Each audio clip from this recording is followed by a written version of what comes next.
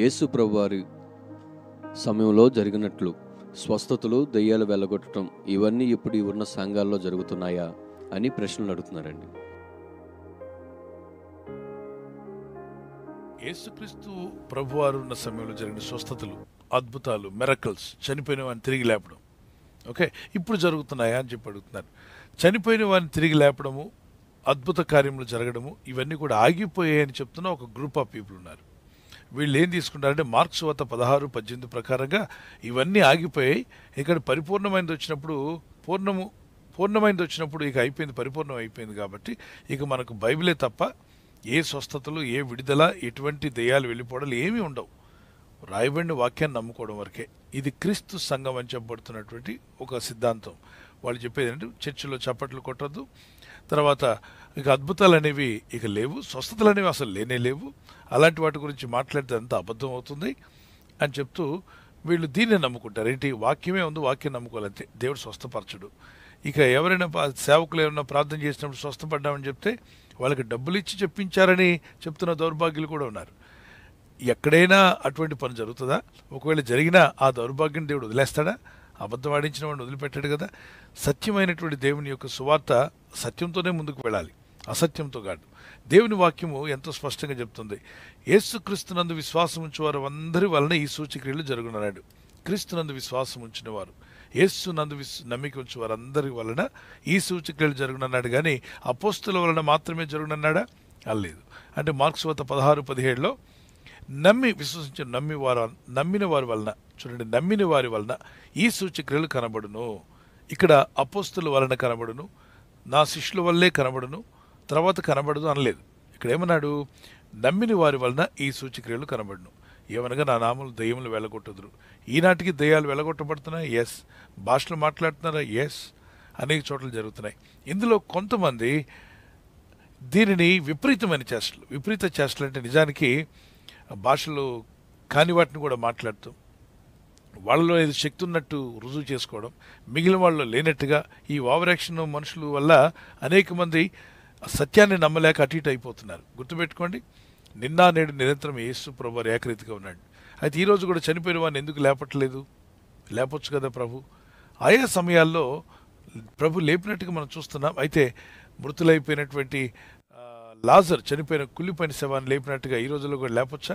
మొన్న మధ్య ఎవరో ఒక ఆయన చంపేసి పాతి పెట్టండి, నేను లెగుస్తాను ప్రభు చెప్పాడు. ఇదంతా ఆవేశంతో మాట్లాడే మాటలు, వాక్య ఆత్మ ద్వారా మాట్లాడే మాటలు కదా, ఆవేశంతో. పాపం ఆయనకి ఏదో ఆవేశం వచ్చింది, అందరిని నమ్మించాలనుకున్నాడు, అలా చేస్తే బాగుండేమో, దేవుడు లేపుతాడులే అనుకున్నాడు. కానీ అది వాక్యానుసారం కాదు. ఈ రోజుల్లో ఆ విధంగా లేపాల్సిన అవసరం కూడా లేదు. మృతులైపోయిన వారిని సమాధుల దగ్గరికి లేపితే బతుకున్నోడికే స్థలం లేదు.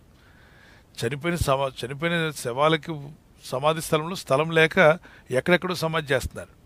ఓకే, ఇప్పుడు వీళ్ళందరినీ లేపొచ్చామనుకోండి, దేవుడు ఆ విధంగా లేపమని చెప్పలేదు. ఈరోజు మనకి వెళ్ళి చనిపోయిన వాళ్ళందరూ లేపుకొని రమ్మనిలేదే, సువార్త ప్రకటించున్నాడు. సర్వలోకానికి వెళ్ళి సర్వ సృష్టికి ఈ సువార్తను చెప్పండి.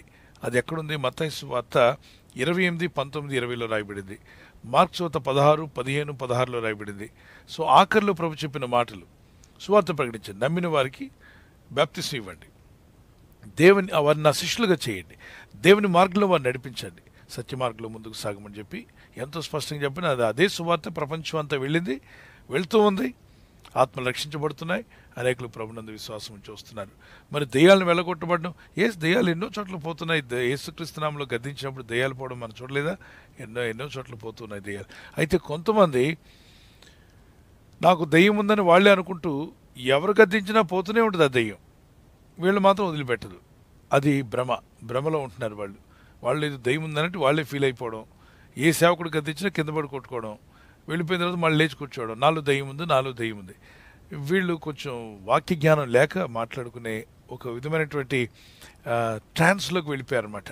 ఒక భ్రమలో బతుకుతారు కొంతమంది.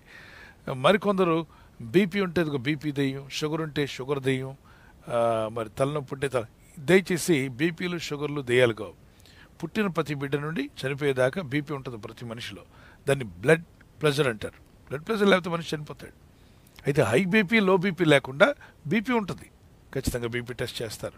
బీపీ అంటే బ్లడ్ ప్రెషర్ ఎలా ఉంది, బ్లడ్ సర్క్యులేషన్ అంతా ఏ విధంగా ఉంది, ఆ ప్రెషర్ ఎలా ఉంది, ఆ పంపింగ్ హార్ట్ ఎలా పంప్ చేస్తుంది, అది దెయ్యం కాదు, అది మనిషి బతకాలంటే అది కావాలి. షుగర్ అనేది ప్రతి మనిషిలో ఉంటుంది. పుట్టిన వాడి దగ్గర నుండి చనిపోయేదాకా ప్రతి మనిషిలో షుగర్ ఉంటుంది. దాని లెవెల్స్ ఉన్నాయి. 70 to 120 లోపు ఉండాలని, 100 లోపేమో మరి ఎంత స్వీట్ తిన్నా కూడా 100 లోపు ఉంటే ఆ వ్యక్తికి షుగర్ రాలేదని, 100 దాటి కొట్టుకొని వెళ్ళిపోతుందంటే షుగర్ ఆల్రెడీ ఎంటర్ అయిపోయిందని, బార్డర్ అని రకరకాలు చెప్తారు. తిన్న తర్వాత 140 లోపు అని, 130 లోపు అని, లేదు 180 లోపు వెళ్ళిపోతుందంటే మరి ఇక అది పెరిగిపోతుందని. సో రకరకాలుగా డాక్టర్స్ పరిశోధనలు తెలుస్తుంది. మనకి అందరూ గుర్తుపెట్టుకోవాలి, అందరిలో షుగర్ ఉంది. షుగర్ లేనివాడు ఎవరు? చంటిపేట దగ్గర నుండి చనిపోయేదాకా షుగర్ ఉంది. అయితే అది హై అవ్వకూడదు, లో అవ్వకూడదు. షుగర్ని షుగర్ దెయ్యం అనకూడదు, బీపీని బీపీ దెయ్యం అనకూడదు. ఇప్పుడు కంటిని కంటి దెయ్యం అంటామా? గుడ్డితనం కలిగించే ఆత్మ అన్నాడు ప్రభు. గుడ్డితనం కలిగించే ఆత్మ బయటికి రమ్మన్నాడు, మూగి ఆత్మ బయటికి రమ్మన్నాడు. కానీ మన అవయవాలను పట్టుకొని దెయ్యాలను పిలవకూడదు. సో దేవుని యందు విశ్వాసం ఉంచి ప్రార్థన చేయండి. దెయ్యాలు పోవడం, రోగులు స్వస్థపడడం, విడుదల రావడం అనేక చోట్ల జరుగుతూనే ఉన్నాయి. నమ్ముట నీ వల్ల అయితే నమ్మువానికి సమస్తము సాధ్యమని మార్క్స్ వార్త 9:23 రాయబడింది. మార్క్స్ వార్త 10:27 దేవునికి సమస్తము సాధ్యమే. సో కొందరు ప్రభుని ఎలా చూస్తారంటే ఆయన ఏమీ చేయడు. వాళ్ళు చర్చలో చెప్పే సిద్ధాంతం ఏంటంటే ప్రభు ఏమీ చేయడు, ఊరికే బైబిల్ వాక్యం చదువుకొని నమ్ముకోవాలంతే. అసలు స్వస్థలు జరిగితే నమ్మరు. వాళ్ళు ప్రభుని ఎలా చూస్తున్నారో అలాగే ఉంటుంది వాళ్ళ సంఘంలో పరిస్థితి కూడా. మరికొన్ని సంఘాల్లో నా ప్రభు సమస్తము చేయగలడు, ఆయనకు అసాధ్యమైందంటూ ఏది లేదు, నా ప్రభు స్వస్థపరచగలడు, విడుదల ఇవ్వగలడని పట్టుకొని ప్రార్థన చేస్తారు. వాళ్ళకి ఆ ఫలం వస్తుంది. నువ్వు ఏమి నమ్మి ప్రార్థించావో ఆ ఫలాన్ని దేవుడు దయచేస్తాడు. నా దేవుడు నాకు ఏమీ చేయడు అనుకుని వెళ్ళి నువ్వు కూర్చున్నావు అనుకో, ఏమీ చేయడు. నువ్వే చెప్తున్నావు ఏం చేయమని. సో ఆయన ఏమి చేయడు. నా ప్రభు ఏదైనా చేయగలడు. ప్రభా స్వస్థపరచు, బాగు చేయమని ప్రార్థన చేస్తున్నప్పుడు డాక్టర్స్ దగ్గరికి వెళ్ళినా బోర్డు పెట్టి ఉంటుంది అక్కడ, డాక్టర్ ట్రీట్స్, గాడ్ హీల్స్ అని. అంటే ఏంటి అర్థం? డాక్టర్ గారు ట్రీట్మెంట్ ఇస్తారే కానీ స్వస్థపరిచేది పరమ డాక్టర్నే. సో పరమ డాక్టర్ క్రీస్తు ప్రభు, దేవుడు సృష్టికర్త అని దేవుడే మానవుల లోపల స్వస్థత శక్తిని పెట్టాడు. ఆ తెల్ల రక్త కణాలు మరి అవి ఫైట్ చేస్తాయి. ఏదైనా కట్ అయితే డాక్టర్ గారు ఏం చేస్తారు? ఆయింట్మెంట్ రాస్తారు, పైన ఏదైనా ఆయింట్మెంట్ పూసి ఒక కట్టులా బ్యాండేజ్ చేస్తాం. లోపల కట్ అయిపోయిన భాగాలను కలిపేది ఎవరు? లేయర్ తర్వాత లేయర్ ఇలా కలిసిపోయేలా చేసింది ఎవరు? తెల్ల రక్త కణాలు అక్కడికి రావడం, ఫైట్ చేయడం, బయట నుండి వచ్చే బ్యాక్టీరియా లోపల రాకుండా ఆపుతున్నాం మనం. ఈ మనం పైన రాసిందంతా బయట ఉన్న బ్యాక్టీరియా ఎయిర్లో ఉన్నదంతా లోపలికి వెళ్లకుండా ఆపేమే తప్ప లోపల బిల్డ్ చేస్తుందంటే దేవుడే. అంటే దేవుడు పెట్టినటువంటి ఆ సిస్టమ్. ఎముకలు విరిగాయనుకోండి, ఆ ఎముక ఈ ఎముక బయట కట్టేస్తున్నారు. పిండి వెళ్ళి లోపల ఏం బాగు చేయట్లా. పిండి కట్టు కానీ కొంతమంది కోడి రక్తం అని నూనె అని ఏదో చేస్తూ ఉంటారు. అవి ఏవి లోపలికి వెళ్ళి మనిషి శరీరం చర్మానికి తగిలిపోతాయి తప్ప ఎముక లోపలికి వెళ్ళి ఏమి చేయవు. బయట ఏం రాసినా ఏం పూసినా వాళ్ళు లాగి పట్టి ఇలా ఇరిగిపోయిన ఎముకల్ని లాగి కరెక్ట్గా ఉండేలాగా పిండి కట్టి వేసేస్తారు. కట్టి వేసి కొద్ది రోజులు కదలకుండా ఉంటే లోపల ఎముక ఏదైతే ఉందో, 2 ఎముకలు మూలుగా కూడా ఉంది కదా, ఎముకలు ఎదిగేలా దేవుడు చేస్తున్నాడు. ఆ సిస్టాన్ని, ఆ ఎదుగుదల ఇచ్చే దేవుడు, సృష్టికర్తని దేవుడు నీ బాడీలో పెట్టాడు. God bless you. Praise the Lord. కాబట్టి సమస్త మహిమ దేవునికే చెల్లును గాక. ఆమేన్.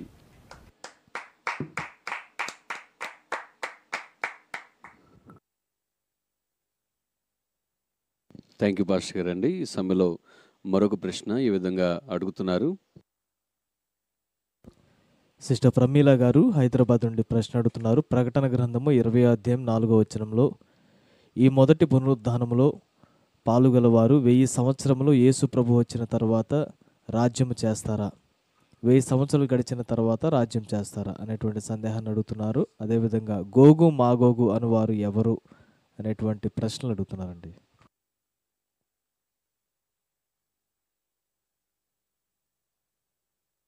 దేవుని యొక్క రాకడలో యేసుక్రీస్తు ప్రభువారి యొక్క పరిపాలన భూమి మీద, అంటే భక్తులు కొనిపోబడడం అనేది జరుగుతుంది, సంఘం కొనిపోబడుతుంది.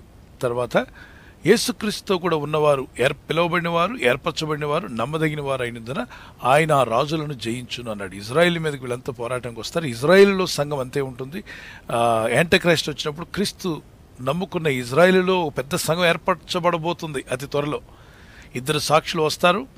వాళ్ళిద్దరూ ఇజ్రాయిల్ అనేకులను యేసే మెస్సియా అని ఒప్పింపజేస్తారు. ఎందుకంటే యూదులు సర్వసాధారణంగా నమ్మరు. వాళ్ళకి యూదులు అద్భుతాలు అడుగుతున్నారట, గ్రీకులు మరి తత్వవేత్త ఫిలాసఫీ అడుగుతున్నారు, జ్ఞానాన్ని. ఇక్కడ యూదులకి గ్రీకులకి అర్థం కానిటువంటి రక్షణ వార్తను అనేకులకు దేవుడు ఉచితంగా దయచేశాడు. ఇప్పుడు ప్రపంచవ్యాప్తంగా అన్ని జనుల సువార్త పని ముగింపబడబోతుంది.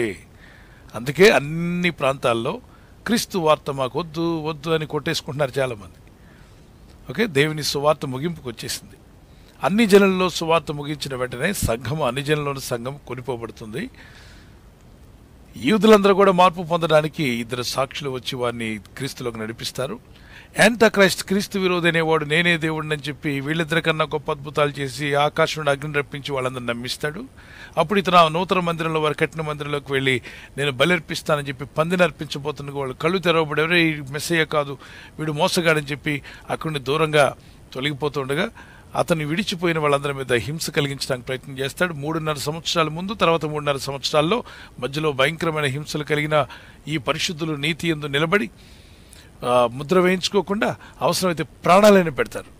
ఇలాంటి వారిని 1000 ఏళ్ల పరిపాలనలో దేవుడు వారందరికీ అవకాశం ఇస్తాడు. సో 1000 ఏళ్ల పరిపాలనలు కావచ్చు, నిరంతరము క్రీస్తు కూడా ఉండడం కావచ్చు, ఇవన్నీ కూడా యేసుక్రీస్తులో ఉన్నవారికే సంభవిస్తాయి. కనుక క్రీస్తునందు ఉండండి, దేవుని మార్గంలో జీవించండి. యేసుక్రీస్తు ఏ విధంగా మీ జీవితాలను ఏర్పాటు చేసుకున్నాడో మనలందరినీ హతసాక్షులు అవ్వడానికి పిలుచుకున్నాడో, లేదా సజీవంగా ఉండగా ఎత్తబడ్డానికి కొనుపోబడ్డానికి పిలుచుకున్నాడు, లేదా భూమి మీద జీవించిన తర్వాత మన కన్ను మూసి మన ఆత్మల పరలోక రాజ్యం వెళ్ళగా మృతులు పునరుద్ధానమే లేచే టైంలో మనల్ని లేపాలనుకున్నాడు. ఆయన ఎలా ఏర్పరచుకున్నాడో ఆ ప్రకారంగా జరిగిస్తాడు. మనం పిలువబడ్డాం, ఒక కంపెనీలోకి మనల్ని పిలిచారనుకోండి, ఆ పిలుపుకు లోబడి మన ఇంటర్వ్యూకి వెళ్తాం, ఏర్పరచుకుంటారు, సెలెక్ట్ అయ్యాం. సెలెక్ట్ అయిన తర్వాత వాళ్ళు ఇచ్చిన పని చేస్తూ కంపెనీలో టయానికి అటెండ్ అవుతూ ఆ కంపెనీ వ్యక్తిగా ఉండాలంతే. ఆ కంపెనీలో ఉన్న వ్యక్తి మిమ్మల్ని ఎక్కడ ఏ డ్యూటీలో ఏ డిపార్ట్మెంట్లో వేస్తే ఆ డిపార్ట్మెంట్లో పనిచేస్తుంటారు. అలాగే మన రక్షకుడు యేసుక్రీస్తు ప్రభువారు ఆయన మనల్ని పిలుచుకున్నాడు, రక్షణలోకి ఏర్పరచుకున్నాడు. ఇప్పుడు మనకి ఏ పని ఇస్తే ఆ పని శక్తి లోపం చేస్తూ ముందుకు వెళ్ళడమే తప్ప ఇందులో ఉందామా అందులో ఉందామా 1000 పరిపాలనలో ఉందామా, ముందుగా మృతులు ప్రథమంగా లేబడేటువంటి మొదటి పునరుద్ధానంలో మనం ఉందామా, రెండో పునరుద్ధానంలో మనం ఉందామా, అదంతా మన చేతుల్లో లేదు. ఏర్పరచుకున్న దేవుని చేతుల్లో ఉంది కనుక దేవునికి చోటు ఇవ్వండి. ఆయనతో కూడా ఎవరున్నారట? ఆయనతో కూడా పిలువబడిన వారై, ఏర్పరచబడిన వారై, నమ్మకమైన, అంటే 3 రకాల మనుషులు అక్కడ కనబడ్డారు. వీళ్ళంతా ఎవరితో ఉన్నారు? ప్రభుతో ఉన్నారు. ఎప్పుడు వెళ్ళారు వీళ్ళ దగ్గర? ప్రభు దగ్గరికి ఎప్పుడు వెళ్ళారు వీళ్ళు? ఎత్తబడిన సంఘంలో ఉన్నటువంటి వాళ్ళే వీళ్ళు. మరి అప్పుడు యేసుప్రభు ఎవరి యుద్ధకు వస్తున్నాడు? ఇజ్రాయేల్ మీద యుద్ధం చేస్తున్న వాళ్ళ దగ్గరికి వస్తున్నాడు. గోగు మాగోగు అన్నారే, అక్కడ ప్రపంచవ్యాప్తంగా కొన్ని దేశాలను ఉద్దేశించి రాసినటువంటి ఆ యొక్క విషయాన్ని నేను ఇప్పుడు చెప్తాను మీకు. సో వాళ్ళందరూ కూడా కలిసి యుద్ధానికి రేకెత్తింపచేసి ఇజ్రాయేల్ మీద యుద్ధం చేయడానికి వస్తారు. వీరు గొర్రెపిల్లతో యుద్ధము చేతురు గాని గొర్రెపిల్ల ప్రభువులకు ప్రభువును రాజులకు రాజునై ఉన్నందునను తనతో కూడా ఉండిన వారు, అంటే యేసు ప్రభుతో కూడా అప్పటికే ఉన్నారట. ఇజ్రాయేల్ మీద యుద్ధం చేయడానికి వచ్చినటువంటి గోగు మాగోగు సమయంలో దేవుడు వారిని ఫైట్ చేస్తాడు యేసు ప్రభు వారు. ఓకే, ఆ రాజులందరూ ఓడిపోతారు, ఇజ్రాయేల్కు జయమిస్తాడు. మరి యేసుప్రభు ఒక్కడేనా అంటే యేసుప్రభు ఒక్కరే కాదు, ఆయనతో కూడా ఒక 3 రకాల ప్రజలు కనబడ్డారు. ఎవరు వారంటే పిలువబడినవారు, ఏర్పరచబడినవారు, నమ్మకమైన వారు. వీళ్ళు ఎప్పుడు వెళ్ళారు ప్రభు దగ్గరికి? అదే అన్ని జనుల్లోని సంఘం కొనిపోబడుతుంది, వీళ్ళు ప్రభుతో కూడా ఉంటారు. ఆ సమయంలో మనం అంతా కలిసే ప్రభుత్వం, ఒకవేళ మనం కూడా ప్రభుత్వం ఆ టైంలో ఉన్నట్లయితే ఇజ్రాయేల్ పైన ప్రపంచం అంతా యుద్ధం చేయడానికి వచ్చినప్పుడు మనం కూడా ప్రభుత్వం ఉంటాం ఆత్మస్వరూపిగా. చదవండి వచనాన్ని చదువుకుందాం. గోగు మాగోగు అంటే ఏంటి తెలుసుకుందాం. 2వ ప్రశ్న యెహెజ్కేలు గ్రంథము 38 2వ వచనం చూద్దాం. ఇక్కడ ఎక్కడో ప్రకటన గ్రంథంలో రాయబడిన విషయం యెహెజ్కేలు గ్రంథంలో ఎలా రాయబడింది అంటే ఇది ఒక ప్రవచన లేఖనం, నెరవేర్పు జరగబోతుంది. కాబట్టి యెహెజ్కేలుకు దేవుడు ఇచ్చిన ప్రవచన లేఖనము ఇజ్రాయేలుకు విరోధంగా లేస్తున్నటువంటి గోగు మాగోగు, రోష్, రష్యా దేశంతో కూడా ఉన్నటువంటి అనేక మిడిల్ ఈస్ట్ కంట్రీస్, అనేక దేశాలు లేచి ఇజ్రాయెల్కి విరోధంగా వెళ్తాయి. ఇప్పటికే మనం చరిత్రలో కానీ వార్తల్లో వింటే మిడిల్ ఈస్ట్లో అనేక దేశాలు ఇజ్రాయెల్ దేశానికి వ్యతిరేకంగా ఉన్నాయి. యూఫ్రటీస్ నది అనేది ఎప్పుడు ఎండిపోలా, కానీ ఈ మధ్య ఎండిపోతుంది. యూఫ్రటీస్ నది అంతా ఎండిపోతూ ఉంది. యూఫ్రటీస్ నది ఎండిపోవడం అనేది చరిత్రకారులకు ఆశ్చర్యం అనిపిస్తుంది. అలాంటి నది ఎండిపోతుంది. ఈ యూఫ్రటీస్ నది ఎండిపోతుందని బైబిల్లో రాసింది. ఎండిపోయిన టైంలో మరి తూర్పు దేశం నుండి, అంటే ఇజ్రాయెల్ తూర్పు దేశం నుండి ఆ నదీ తీరమున అనేక మంది శత్రువులు బయలుదేరి వస్తారంటే ఇజ్రాయెల్కి విరోధంగా. అంటే ఇవన్నీ సూచనలు దగ్గరికి వచ్చాయి ప్రవచన లేఖనాలు. ఎస్, త్వరలో నెరవేర్చబడబోతున్నాయి. అనేక బైబిల్ ప్రవచనాలు నెరవేరుతూ వచ్చాయి, ఇక నెరవేర్చబడబోతున్న కొన్ని ఉన్నాయి. ఇంతగా ఎండిపోతుందని వాళ్ళు అనుకోలేదు. ప్రస్తుతానికి యూఫ్రటీస్ నది ప్రాంతం అంతా కూడా ఎండిపోయిన పరిస్థితి ఏర్పడింది. ఒకప్పుడు విపరీతమైన నీళ్లు ఉండేవి, ఇప్పుడు అది ఎండిపోతూ ఉంది. ఆ ఎండిపోతుందని బైబిల్లో చెప్పబడినట్టుగానే ఆ నది ప్రాంత తీర ప్రాంతం నుండి అనేక మంది బయలుదేరి ఇజ్రాయెల్ దేశం మీదకి వస్తారట. సో ఏది ఏమైనప్పటికీ బిఫోర్ ఆఫ్టర్ మీరు చూస్తున్నారు స్క్రీన్ మీద. బిఫోర్ చూడండి, బాగా నీళ్లు ఉన్నట్టు కనబట్టలా, విపరీతంగా ఆ నీళ్లు ప్రవాహం కనిపిస్తుంది అక్కడంతా కూడా. చూడండి, ఆ డార్క్ ఎక్కువ కనిపిస్తుంది మీకు, డార్క్ కలర్లో. ఇప్పుడు చూడండి, చాలా వరకు పలచబడిపోయి ఎండి పరిస్థితి కనిపిస్తుంది. ఇంకా పూర్తిగా కూడా ఎండిపోవాలి, డ్రై అయిపోవాలి. ఓకే, 4 దూతల పైన కొన్ని దూతలను దేవుడు దాని కింద ఉంచాడట. అదంతా ప్రకటన గ్రంథంలో రాయబడిన విషయం. వీళ్ళు కావాలని వీళ్ళు తవ్వుతున్నారు, ఆయా దూతలు ఏమైనా కనిపిస్తాయేమో, వాటిని దేవుడు బంధించి ఉంచాడట. సో ఏది ఏమైనా వాటి గురించి ఇప్పుడు నేను క్లాస్ తీసుకోవట్లేదు, ప్రకటన గ్రంథ వివరణాల్లో మీకు తెలుసుకోవచ్చు. ఎస్, గోగు మాగోగ్ అనేటువంటి వాళ్ళు కొన్ని దేశాలకు సంబంధించినటువంటి వాటిని దేవుడు పిలుస్తున్నాడు. గోగు మాగోగ్ రష్యా సంబంధించిన దేశం ఏంటుంది, తర్వాత రష్యాతో కూడా ఏకీపించిన దేశాలన్నీ కూడా కలిసి మిడిల్ ఈస్ట్ కంట్రీస్ కూడా ఇజ్రాయెల్ మీద దాడి చేయడానికి రాబోతున్నారు. ఆ సమయంలో ప్రపంచం అంతటా కూడా ఇజ్రాయెల్ పక్షంగా నిలబడదు. అమెరికా ఇప్పుడు నిలబడుతుంది, అమెరికా కూడా నిలబడదు, చేతులు ఎత్తేస్తుంది. రష్యా మిగిలిన వాళ్ళందరూ వీళ్ళ మీదకి వచ్చినప్పుడు సపోర్ట్ చేయవలసిన క్రైస్తవ దేశాలు కూడా చేతులు ఎత్తేసి మౌనంగా ఉంటాయి. సగం ఎత్తబడిపోయి ఉంటుంది. దేవుడైన ప్రభు ఆయన ఆగమన మహిమతో ఇజ్రాయెల్ మీద యుద్ధం చేయడానికి వచ్చిన వాళ్ళందరి మీద ఆయన యుద్ధం చేస్తాడు. ఆ సమయంలోనే యేసు ప్రభు వారితో పిలువబడిన వారు, ఏర్పరచబడిన వారు, నమ్మదగిన వారు ఉన్నారు. వీళ్ళు ఎక్కడి నుండి వచ్చారు? ఎత్తబడిన సంఘంలో ఉన్నవారు. సో మనం ఎత్తబడడానికి సిద్ధపడదాం, ప్రార్థనలో సిద్ధపడదాం, వాక్యంతో ఉందాం, ప్రభుత్వం నడుద్దాం. అవెప్పుడు జరుగుతాయి, ఇవెప్పుడు జరుగుతాయి, నీకు దేవుడు ఏ పరించాడో అది చేస్తూ అనుదినం క్రీస్తుతో కూడా నడవడం మంచిది. God bless you.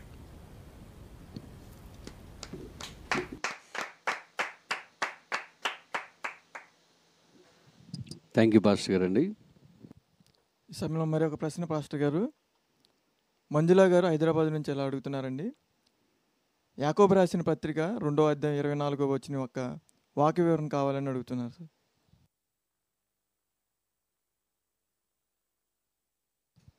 మనుషుడు విశ్వాస మూలనను మాత్రము కాక క్రియల మూలనను నీతిమంతుడని ఎంచబడినని మీరు దీనివల్ల గ్రహింతురని ఉంది కదా పాస్టర్ గారు. ఈ యొక్క వాక్య వివరణ అడుగుతున్నారండి. మనుషుడు విశ్వాస మూలమున మాత్రమే కాక, అంటే విశ్వాస మూలముగా ప్లస్ క్రియల మూలముగా రెండు కూడా కలిపి ఉండాలి అంటాడు. సో ఇక్కడ see then how that by works a man is justified and not by faith only. అంటే విశ్వాసం ఒక్కదాని వలన మాత్రమే కాదు, క్రియలు కూడా ఉండాలి అంటున్నాడు. అంటే ఏంటి అర్థం? మనుష్యుడు అనగా రక్షించబడిన విశ్వాసులు విశ్వాస మూలమున మాత్రమే కాక, మనమంతా విశ్వాసం మూలంగా దేవుని కృప చేత రక్షించబడ్డాం.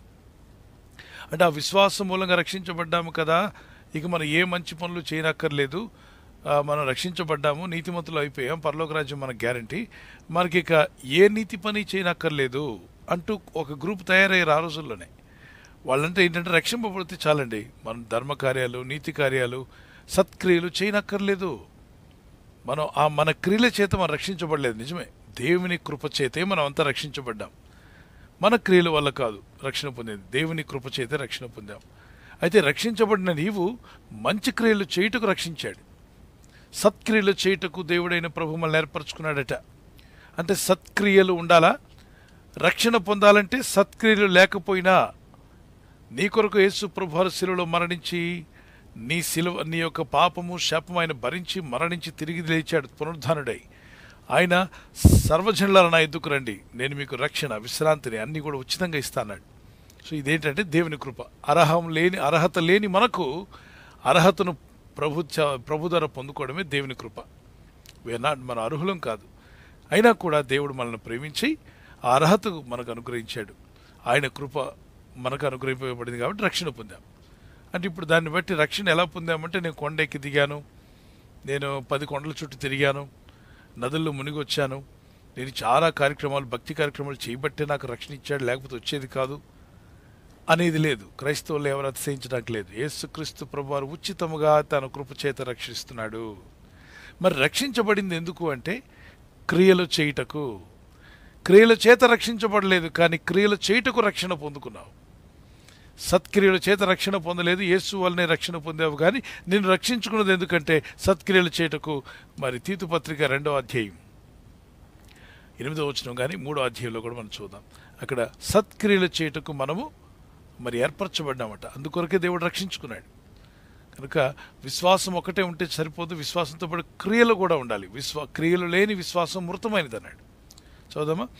3:8 వచనం. ఎస్, తీతు పత్రిక 3:8. మనుషులకు ప్రయోజనం కదా. ఈ మాట నమ్మదగినది. కనుక దేవుని యందు విశ్వాసం ఉంచిన వారు సత్క్రియలను శ్రద్ధగా చేయుట యందు మనసు నుంచున్నట్లు. అంటే రక్షింపబడిన మనమంతా సత్క్రియ, మంచి క్రియలు చేయుటకు మనలను దేవుడు ఏర్పరచుకున్నాడట. కాబట్టి రక్షించబడిన ప్రతి ఒక్కరూ కూడా సత్క్రియలు అనేవి చేయాలి. అందుకొరకు రక్షించబడ్డాడు. అయితే కొంతమంది అనొచ్చు, నేను యేసు ప్రభు నమ్మను, నేను సత్క్రియలు చేస్తున్నాను, రక్తదానము, అన్నదానము, వస్త్రదానం చేస్తున్నాను, కాబట్టి నాకు రక్షణ దేవుడు ఇవ్వడా అంటే క్రీస్తులోకి రాకుండా, యేసుక్రీస్తు వారి యొక్క రక్తంలో కడగబడకుండా ఎవడునూ పరిశుద్ధుడు కాలేడు. పరిశుద్ధుడు కాని వారికి పరలోకం లేదు. పాపంలో ఉంటాం.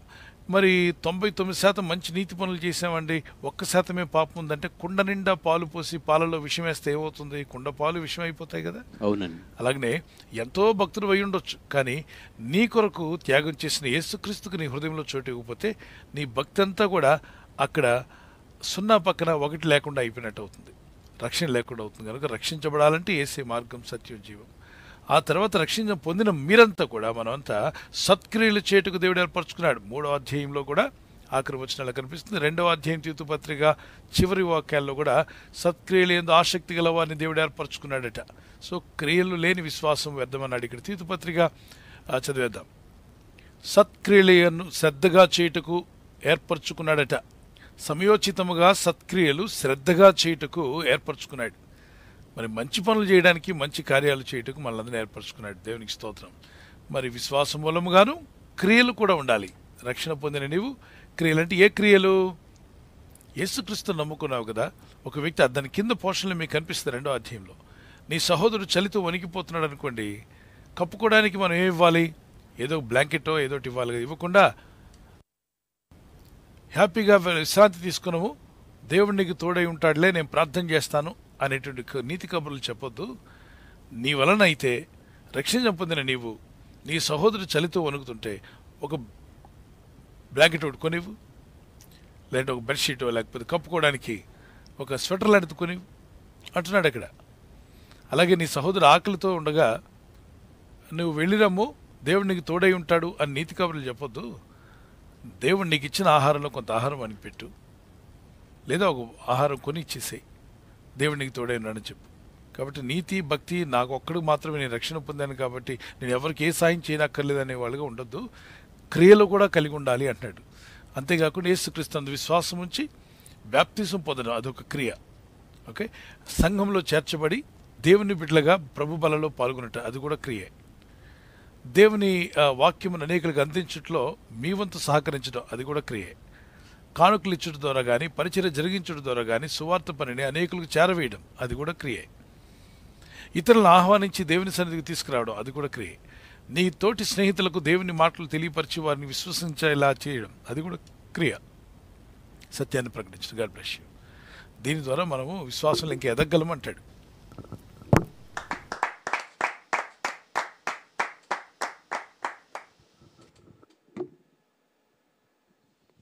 థ్యాంక్ యూ పాస్టర్ గారు అండి. ఈ సమయంలో మరొక ప్రశ్న సిస్టర్ సరిత గారు హైదరాబాద్ నుంచి ఈ విధంగా వాక్య వివరణ అడుగుతున్నారండి.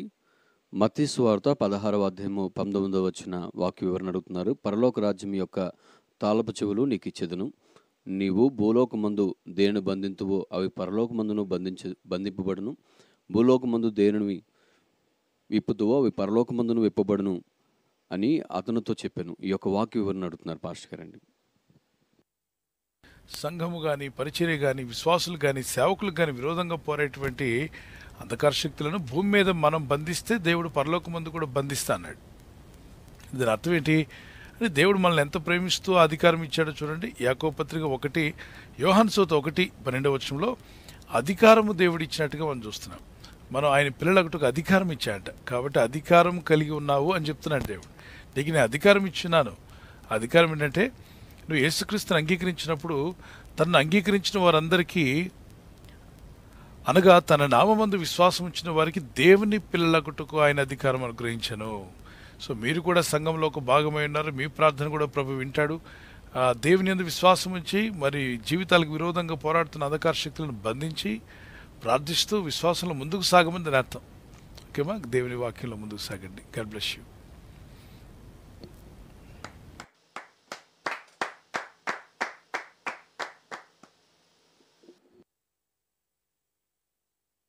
థ్యాంక్ యూ పాస్టర్ గారండి. తర్వాత ప్రశ్న పాస్టర్ సాల్మన్ రాజు గారు వైజాగ్ నుంచి ఈ విధంగా వాక్య వివరణ అడుగుతున్నారండి. మత్తయి సువార్త 5వ అధ్యాయము 11 వాక్య వివరణ అడుగుతున్నారు. నా నిమిత్తము జనులు మిమ్మల్ని నిందించి హింసించి మీ మీద అబద్ధముగా చెడ్డ మాటలు ఎలా పలుకున్నప్పుడు మీరు ధన్యులు. ఈ వాక్య వివరణ కోరుతున్నారు పాస్టర్ గారు. నా నిమిత్తం అంటే యేసు నిమిత్తం జనులు మిమ్మల్ని నిందిస్తారట, హింసించి, కొంతమంది హింస కూడా పెడతారు. మీ మీద అబద్ధముగా చెడ్డ మాటలెల్లా పలుకున్నప్పుడు, నిజం మాటలు కావేవి, అబద్ధముగా చెడ్డ మాటలెల్లా పలుకున్నప్పుడు మీరు ధన్యులు. మనకు ఆ ధన్యత ఇస్తాడు. అలా చేసినప్పుడు ఏం చేయాలట సేవకులు? సంతోషించి ఆనందించుడి. ఏంటి? చెడ్డగా మాట్లాడి లేనిపోని మాటలు పలికి ఆ వ్యక్తి సాక్ష్యం పాడేలాగా కావాలని చెప్పి వీడికి ఏదో రహస్యం తెలిసినట్టు దుష్ట మాటలు మాట్లాడి ఉంటాడే, ఆ దుష్టుడైన వాడు అనుకుంటాడు, ఈ పాంప్లెట్ కొట్టా, ఈ పోస్ట్ పెట్టా, ఇప్పుడు ఎలా ఉంటుంది, ఎలా బాధపడుతున్నారు? బాధపడరు. నిజమైన దైవ సేవకులు ఏం చేయాలంటే సంతోషించి ఆనందించుడి, పరలోకమందు మీ ఫలము అధికమగును. ఇలాగూ వారు మీకు పూర్వమందుడిన ప్రవక్తలకు కూడా చేశారు. మీకు పూర్వమందుడిన ప్రవక్తలను హింసించారు. నిజమైన దైవ సేవకుల్ని ఈ దుష్ట సమూహము, ఈ దెయ్యాలు పట్టిన వాళ్ళు ఇలాగే మంచి సేవకుల్ని హింసించారట, దైవ సేవకుల్ని. కాబట్టి ఆ గుంపు ఆత్మ ఈ రోజు కూడా ఉంది. వీళ్ళ పనే ఇది, వీళ్ళ బ్రతకంతా ఇదే. ఆత్మను రక్షించడం, సంఘాలు కట్టడం, పరిచర్యలు చేయడం రాదు. ఈ సేవకుల మీద పడి ఏడుస్తూ ఉంటారు అన్నమాట. సేవకుల మీద, పరిచారకుల మీద, సువార్థికుల మీద, దేవుని పిల్లల మీద పడి వీళ్ళకి ఏదో ఎక్కువ తెలిసిపోయినట్టు, వీళ్ళు కరెక్టు నీతిమంతులు అన్నట్టుగా, మిగిలిన వాళ్ళ మీద సూపర్వైజర్ అన్నట్టుగా ఎగిరిపడుతూ ఉంటారు. ఎగిరిపాటు అర్థమవుతుంది కదా. Empty plates makes much noise. ఖాళీ ప్లేట్ అంట ఎక్కువ శబ్దాలు చేస్తుంటుందట. తపాల, నీళ్ళు లేని తపాల పళపళ అని పెద్ద శబ్దాలు చేస్తుంటుంది. ఈ అరుపులు, కేకలు, నిందలు, అవమానపరిచే విధంగా మాట్లాడేదంతా ఎంటీ ప్లేట్. వాడు లోపల హృదయంలో వాక్యం లేదు. హృదయం నిండా వేషధారణ, ద్వేషము, అసూయ ఉంది. ఆ ఒక వ్యక్తి కాదు, దాని వెనక ఒక గ్రూప్ ఉన్నారు. ఆ గ్రూప్ అందరికీ దేవుడు తగిన సమయం మందు ఖచ్చితంగా దేవుడు గద్దిస్తాడు. దేవుడు ఎవరిని విడిచిపెట్టాడు. మన పని దేవునికి అప్పగించడం, ప్రార్థన చేయడం. ప్రతి ఒక్కరు కూడా ఏ సేవకునికి విరోధంగా. సరే, మరి ఆ 30 సంవత్సరాల క్రితమో కొన్ని సంవత్సరాల క్రితం నేను చెప్పినటువంటి విషయం మీకు జ్ఞాపం చేస్తున్నాను. మరి ఆ పాంప్లెట్ రాసిన వాడు తర్వాత కాలంలో నేను గమనించాను ఏం జరిగిందంటే, వాళ్ళ సంఘస్థులు చెప్పారు, ఆ పాంప్లెట్లు పంచడానికి వచ్చిన వాళ్ళు ఈయన చర్చి బిలీవర్లు అయ్యారు. ఒకప్పుడు ఈయన సంఘాన్ని, ఈయన పరిచయం ద్వేషిస్తూ పాంప్లెట్లు పంచిన వాళ్ళే ఈయన సంఘంలో మెంబర్లు అయ్యారు. ఎందుకంటే ఆ దైవజనుడి యొక్క ప్రేమ, ఆయన చూపిన క్రీస్తు యొక్క మాదిరి చూసి ఆయన ఈ సంఘానికి వచ్చేసారు వాళ్ళు. అతను అన్ని పాంప్లెట్లు పంచి వాళ్ళ చెవుల్లో ఎంత నింపినా వాళ్ళు సత్యాన్ని తెలుసుకుని వాడే చెడ్డవాడని వాడిని వదిలిపెట్టి సత్యంలోకి వచ్చారు, వాక్యంలో ముందుకు సాగుతున్నారు. వాళ్ళు చెప్పిన మాట ఏంటంటే, కొన్ని సంవత్సరాల తర్వాత ఆ సేవకుడు ఈ దైవజనుడిని ఇలాగ 10 మంది దైవజనులను దూషించి పాంప్లెట్లు పంచేవాడు, పుస్తకం కూడా రాశాడు. రక్తం కక్కి సావడం మేము కళ్ళారా చూసామండి. అతని ఇల్లు చెల్లా చెదరైపోయింది. ఆయన పిల్లలు, ఆయన భార్య చెల్లా చెదరైపోయారు. ఎంత ఘోరంగా ఎందుకు జరిగింది? ఈ దైవజనుడు అలా అవ్వాలని ప్రార్థన చేయలేదే. దేవుని తీర్పులు వచ్చాయి. చూస్తాడు దేవుడు దీర్ఘశాంతుడు, ఊరుకుంటాడు కొన్నాళ్ళు. ఇంకా చేస్తూ పోతూ ఉంటే ఎప్పుడు పెట్టాల్సిన వాడికి అప్పుడు పెడతాడు. సమయం అంతా ఆయన చేతుల్లో ఉంది. కాబట్టి దేవుని చేతికి అప్పగించండి. ఇలాంటి వాళ్ళు ఎంతోమంది ఉంటారు. ఇక్కడే కాదు, దినకరన్ గారికి విరోధంగా భయంకరంగా రాసిన వాళ్ళు నేను చూశాను. ఆయన సజీవ బతికున్నప్పుడు దినాల్లో పత్రికలు తమిళనాడులో మారుమోగే వాళ్ళ పత్రికలు. దినకరన్ గారి మీటింగ్లకు వెళ్ళొద్దు, ఆయన అలాంటివాడు ఇలాంటివాడు, ఆయన బ్యాంకులో పనిచేసినవాడు, ఆయన సేవకుడు కానే కాదు, రకరకాలుగా డీజేస్ దినకరన్ గారి గురించి ఎన్ని విషయాలు రాసేవాళ్ళు తమిళనాడులో, తమిళ పేపర్లో రాసి చర్చిలకు వెళ్ళి పంచేవాళ్ళు, ఆయన సభల్లో పంచేవాళ్ళు. తర్వాత కాలంలో ఆయన కుమార్తె చనిపోయినప్పుడు కూడా ఈయన నిజమైన సేవకుడైతే ఈయన కుమార్తెను ఎందుకు రక్షించుకోలేకపోయాడు, ఈయన నిజమైన సేవకుడైతే అసలు యాక్సిడెంట్ ఎందుకు జరిగింది, ఈయన సాతాను సంబంధాన్ని రకరకాలుగా రాశారు. అప్పుడు ఆయనకి వేలల్లో వచ్చేవాళ్ళు. ఆ ప్రమాదాలు అన్నీ జరిగిన తర్వాత లక్షల్లో ఆత్మలు ఆయన మీటింగ్ అటెండ్ అవ్వడం ప్రారంభించాయి. వారి ద్వారా కూడా ఎంతోమంది రక్షణ పొందారు, క్రీస్తు వాక్యాన్ని అంగీకరించారు. కానీ దుష్టులకి, పరసీలు లాంటి వాళ్ళకి అందరూ చెడ్డవాళ్ళే. వాళ్ళు మాత్రమే గొప్పవాళ్ళు, మిగిలిన వాళ్ళందరూ చెడ్డవాళ్ళే. వాళ్ళు అదే ఆత్మతో ఉంటారు. ఒకరోజు వాళ్ళకి ఇవ్వాల్సిందంతా ఇస్తాడు దేవుడు. కానీ ఈ సభల్లో ఎవరైతే ఆయన మీద పత్రికలు రాశారో వాళ్ళందరూ దినకర్ గారి మీటింగ్లకు అటెండ్ అయ్యేవాళ్ళు. దేవుని బిడ్డలారా గమనించండి, దేవుడు చూస్తూ ఉంటాడు. కొన్నాళ్ళు అయిన తర్వాత ఎవరు చేసిన దానికి ప్రతిఫలం వారికి ఇస్తాడు. మనం ఏమి విత్తుదామో దాన్నే కోస్తామని గలతీ పత్రిక 6:7 రాయబడింది. మనం పల్లేరుగాయలు విత్తితే ఏం కోస్తాం? పళ్ళు కోయము, పువ్వులు కోయము, పల్లేరుగాయలే కోస్తాం. ఎక్కడ అడుగు పెడితే అక్కడ పల్లేరుగాయలే కూర్చుంటాయి. ముళ్ళ విత్తనాలు విత్తితే వాడి ఇంటి చుట్టూ, వాళ్ళ బ్రతుకుల చుట్టూ ముళ్ళ చెట్లే మొలుస్తాయి. వాళ్ళు అడుగు పెట్టిన ప్రతిరోజు కానీ ఎక్కడికి వెళ్ళిన ముళ్ళే ముళ్ళు. ఇక్కడ వాడు ముళ్ళ స్వభావంతో ముళ్ళు విత్తాడు కాబట్టి. సో ఎక్కడికి వెళ్ళినా మనం ఏం విత్తుదామో దాన్నే కోస్తాం. మనం క్రీస్తు యొక్క ప్రేమను విత్తుదాం, దేవుని వాక్యాన్ని విత్తుదాం, ప్రేమ కలిగి నడుచుకుందాం. ప్రేమ కలిగి నడుచుకుందాం అంటే అనేక రకాల మనుషులు ఉంటారు. అందరినీ పర్ఫెక్ట్గా ఉంటేనే నేను ప్రేమిస్తా అంటే అది ప్రేమ కాదు. అది యేసుక్రీస్తు ప్రభు భూమి మీద ఉన్న మానవులందరినీ ప్రేమించాడు. పర్ఫెక్ట్గా ఉన్నారని ప్రేమించలా, పాపులైన మనుషుల్ని ప్రేమించాడు. ఈరోజు ఏ స్థితిలో ఉన్న ఆ వ్యక్తి పట్ల ప్రేమను చూపి రక్షణ నడిపించగలిగినటువంటి వాడే నిజమైన క్రైస్తవుడు, క్రీస్తుని వెంబడిస్తున్న వాళ్ళు. దేవుని విశ్వాసంతో ప్రార్థిస్తూ దేవుని కృపలో ముందుకు సాగండి. మరి నిందించువాడు ఎవరు అంటే వాక్యం చెప్తుంది. ప్రకటన 12:10 ప్రకటన 12:10 మన సహోదరుల మీద నేరం మోపువాడైన అపవాది. ఈ సాతానుడు ఎవరు అంటే మన సహోదరుల మీద నేరం మోపువాడు. రాత్రింబగళ్ళు హైలైట్ చేసుకోండి. రాత్రింబగళ్ళు మన సహోదరుల మీద, అంటే యేసు రక్తంలో కడగబడిన వాళ్ళందరూ మన సహోదరులే, మన సహోదరుల మీద నేరం మోపువాడైన అపవాది. వీడు ఏం చేస్తాడు అపవాది చెప్పండి? రాత్రింబగళ్ళు నేరాలు మోపడం, నిందలు వేయడమే తప్ప వీడికి మంచి మాటలు రావు. ఎవడు? ఈ అపవాది. మరి వాడి పిల్లలు ఏం చేస్తారు? వాడు ఆత్మ పట్టిన పిల్లలు కూడా అదే పని చేస్తారు.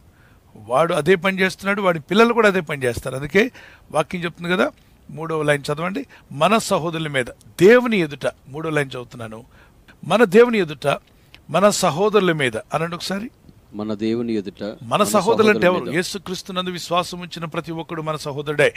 మన సహోదరుల మీద నేరము మోపువాడైన అపవాది, ఈ అపవాది సంతానం కలిగిన, లేదంటే వీని ఆత్మ పొందుకున్న, వీని ఆత్మ చేత ప్రేరేపించబడిన ప్రతి ఒక్కడు సహోదరులను ద్వేషిస్తాడు, నేరాలు మోపుతాడు, నిందలు మోపుతూ ఉంటాడు. ఆ రోజు యేసుప్రభు వారి మీదే మోషే ధర్మశాస్త్రం అలా ఉంటే ఇలా ఎందుకు చేసావు, ఇలా ఉంటే అలా ఎందుకు చేసావు అని రకరకాలుగా మాట్లాడిన పరిసయ్యుల గుంపు, అదే గుంపుకు చెందిన వాళ్ళు వీళ్ళు. ఇది ఒక సాతాను గుంపు అని చెప్పుకోవచ్చు. ఈ గుంపు ఇలాగ మాట్లాడుతూ ఉంటుంది. వీళ్ళకి దేవుడు ఎసరు పెట్టే రోజు వస్తుంది, ఆయనే చూసుకుంటాడు. ఆయనకి అప్పగించండి. దేవుని కృపలో మీరు వర్ధిల్లండి. దేవుని సమాధానం మీకు, మీ కుటుంబాలకు ఎల్లప్పుడూ తోడై ఉండును గాక. ఆమేన్. God bless you.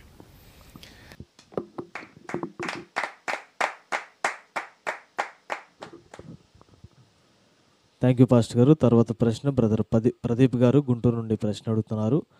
నూతనముగా వ్యాపారము ప్రారంభించాలనుకున్నటువంటి వాళ్ళు ఎటువంటి జ్ఞానము కలిగి ఉండాలి అని ప్రశ్న అడుగుతున్నారండి.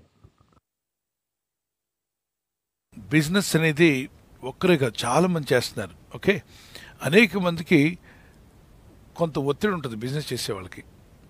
నిలదొక్కుని జ్ఞానంగా అడుగులు వేస్తూ ఆ బిజినెస్లో ముందుకు సాగి, ఇది ఫైనాన్షియల్ ఇష్యూ గురించి మాట్లాడుతున్నాను. ఖచ్చితంగా దీని గురించిన ఆలోచన, తలంపులు, మీ యొక్క ఎఫర్ట్స్ పెడుతూ ఆ సమయ సందర్భానుసారంగా సమయోచితంగా చేస్తున్నప్పుడు కొద్ది రోజులు అటు ఇటుగా ఉండి తర్వాత అది ఒకసారి పెరగడం ప్రారంభిస్తే అద్భుతమైన రీతిగా వర్ధిల్లుతారు. అలా చాలామంది, మీకు తెలుసు బిజినెస్లో ఎటువంటి కష్టాలు ఉంటాయి, ఏ విధంగా పైకి వస్తారు, ఎలా నిలదొక్కుని నిలబడతారు, ఎటువంటి స్టెప్స్ తీసుకోవాలని. ఆత్మీయ జీవితం అనేది మీ ఆత్మ దేవునితో నిలబడాల్సినటువంటి ఆత్మీయ జీవితం, ప్రార్థన. ఇప్పుడు చదివేవాడు బాగా చదవాలి. ఎలా చదివితే మార్కులు వస్తాయని మనకు తెలుసుగా. ఎలా చదవాలి, ఏ విధంగా చదివితే మార్కులు వస్తాయి, ఎలా చదవకపోతే మార్కులు రావాలి. అలాగే పొలం పని ఎలా చేస్తే పొలం పండుతుంది, ఎప్పుడు విత్తనాలు వేయాలి, ఏ టైంలో చూసి విత్తనాలు వేయాలి, ఎప్పుడు వేయకూడదు, ఒక టైం ఉంది. ఆ టైం ప్రకారం చేసినప్పుడు టైంలో కలిసి వస్తాయి. కొన్నిసార్లు అతివృష్టి అనావృష్టి వచ్చి ఎంత జాగ్రత్తగా పండించినా కొట్టుకుపోతుంటుంది. ఈ భూమి మీద అవన్నీ సహజంగా జరుగుతూ ఉంటాయి. అవి ఏదో వింత జరుగుతున్నట్టుగా ఫీల్ అవ్వద్దు. సాధారణంగా మనుషులకు సంభవించినవి సంభవిస్తుంటాయి. కనుక దేవుడు తప్పించుకునే మార్గాన్ని చూపిస్తాడు. విశ్వాసంతో ప్రార్థించండి, దేవుని మీద నమ్మిక ఉంచి మొరపెడుతూ, ప్రభువా తగిన జ్ఞానం నాకు ఇవ్వండి, నీ జ్ఞానం నాకు ప్రసాదించండి, మీరు ఇచ్చే వివేకం, ఆ జ్ఞానంతో నేను అడుగులు వేయడానికి సహాయం చేయండి. సమయోచితమైనటువంటి స్టెప్స్ నేను తీసుకోవాలి, ఏ సమయంలో ఎలాంటి స్టెప్ తీసుకోవాలో నాకు నేర్పమని అడగండి. మీకంటే ముందు బిజినెస్లో సక్సెస్ అయిన వాళ్ళని తీసుకోండి, వాళ్ళని కూడా స్టడీ చేయండి, వాళ్ళు ఏ విధంగా స్టెప్ బై స్టెప్ ముందుకు వెళ్ళారో తెలుసుకోండి, ప్రార్థించండి, ఎఫర్ట్స్ పెట్టండి. ఖచ్చితంగా ఈ రోజు కాకపోతే రేపైనా మీ జీవితాల్లో పైకి వస్తారన్న విశ్వాసం ఎదురు చూడండి. ఇక ప్రార్థన అంటారా, అది మన ఆత్మకి దేవునికి చెందింది, దాన్ని ఎప్పుడు డిస్కనెక్ట్ చేయడం లేదు. ఇప్పుడు తల్లి బిడ్డ, తల్లితో బిడ్డకు, బిడ్డతో తల్లికి ఉన్న అనుబంధం అది కొనసాగుతూనే ఉండాలి. మార్కులు ఎక్కువ వచ్చాయా, తక్కువ వచ్చాయా, పాస్ అయ్యాడా, పాస్ కాలేదా, మరి ప్రోగ్రెస్ కార్డులో మంచి మార్కులు వచ్చాయా, తక్కువ మార్కులు, అది చదువుకు సంబంధించింది. దీన్ని తీసుకెళ్ళి దానికి అక్కడ దానితో డిస్కనెక్ట్ చేయకూడదు. అంటే నాకు చదువులో మార్కులు బాగా రాలేదు కాబట్టి అమ్మను వదిలేస్తాను, అమ్మతో డిస్కనెక్ట్ అయిపోతాను, ఇంటికి వెళ్ళడం మానేస్తాను. అది మీ ఆత్మకు అంటే బిడ్డకు తల్లికి మధ్యలో ఉన్నటువంటి బంధం. మన ఆత్మకు దేవునికి మధ్యలో ఉన్న బంధం, దేవునితో నడవడం, ప్రార్థించడం, దేవుని మీద భారం అవ్వడం. అనుకుంటాం మనం, ఇదైతే బాగుండు ప్రభా, ఇది చేయి నాయన, ఇది జరిగించు ప్రభా అని. కొన్ని మార్లు కొన్ని విషయాల్లో జవాబు రానప్పుడు ఏమాత్రం వెనకాడద్దు, ప్రార్థిస్తూ ప్రభా దాన్ని ఎటువంటి స్టెప్ తీసుకోమంటావు అని చెప్పి కూడా అడగండి. మనం చెప్పిన ప్రతిదీ దేవుడు చేశాడు అనుకోండి, మన ఇష్టమైన మార్గంలోకి వెళ్ళిపోతాం. కొన్ని మార్లు జవాబు రాకుండా ఉండడం కూడా మేలవుతుంది, ఎందుకంటే జవాబు రాలేదు కాబట్టి మరొక స్టెప్ తీసుకోవాల్సి వచ్చింది. దానిలో ఫలించిన వాళ్ళు ఉన్నారు. అరే ఆ కొంతకాలం తర్వాత ప్రభా నువ్వు ఆ రోజు నాకు ప్రార్థనకు జవాబు ఇవ్వకపోవడమే నాకు మేలైంది, ఇక్కడ ఆ రోజు ఇచ్చుంటే అక్కడే ఉండేవాడిని, నా ఆలోచన అక్కడే నేను ఏదో పెద్దవాడిని అవ్వాలనుకున్నాను, కానీ దాన్ని మీరు ఆపేశారు. అందుకే దేవుని చిత్తాన్ని మనం అడగడం కూడా మంచిది. ఇది నేను అడుగుతున్నామంటే ప్రభా ఈ విధంగా ముందుకు రావాలని అనుకుంటున్నాను, అభివృద్ధి పొందాలని, మరి ఇది ఒకవేళ దీనికన్నా బెటర్ ఐడియా ఉంటే మీరు నాకు అది ఇవ్వండి, దీన్ని ఆపేసేయండి, మరొక ద్వారం తెరవండి. ప్రార్థన చేసుకున్నాను. కనికరం గల దేవుని నామములో ఈ చదువులు, ఉద్యోగాలు, వ్యాపారాల కొరకు పనిచేస్తున్న బిడ్డలందరూ కూడా జ్ఞాపం చేసుకునండి, తగిన జ్ఞానమును వీరికి దయచేయండి. గుండె మీద చేపెట్టుకుని ప్రభు స్తుతించిన అశాంతి, డిస్టర్బెన్స్ యేసు నామములో వీరిలో తొలగిపోనుగాక. ఆమేన్. Father save them, strengthen him Lord. బలపరచి నీ వాక్య మార్గంలో నడిపించి అభివృద్ధిని అనుగ్రహించమని యేసుక్రీస్తు నామములో అడుగుచున్నాము మా ప్రియ తండ్రి. ఆమేన్. ఆమేన్. God bless you.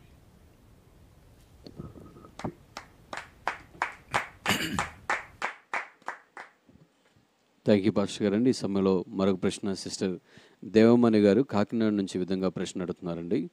లోకాసు వార్త 23వ అధ్యాయము 29న వచ్చిన వాక్య వివరణ అడుగుతున్నారు. ఇదిగో గొడ్రాండ్రను కనని గర్భములను పాలియని స్తన్యములను ధన్యములై ఉన్నవని చెప్పు దినములు వచ్చుచున్నవి. ఈ యొక్క వాక్య వివరణ అడుగుతున్నారు పాస్టర్ గారు. ధన్యములు అంటే ప్రభు ధన్యులు అంటలేదు. అక్కడ కొంతమంది ఉంటారు, ఇలా తప్పు చెప్పారు, అలా చెప్పారు, ఇలా చెప్పారు, వాడికి ఏదో బాగా అర్థమైపోయినట్టు.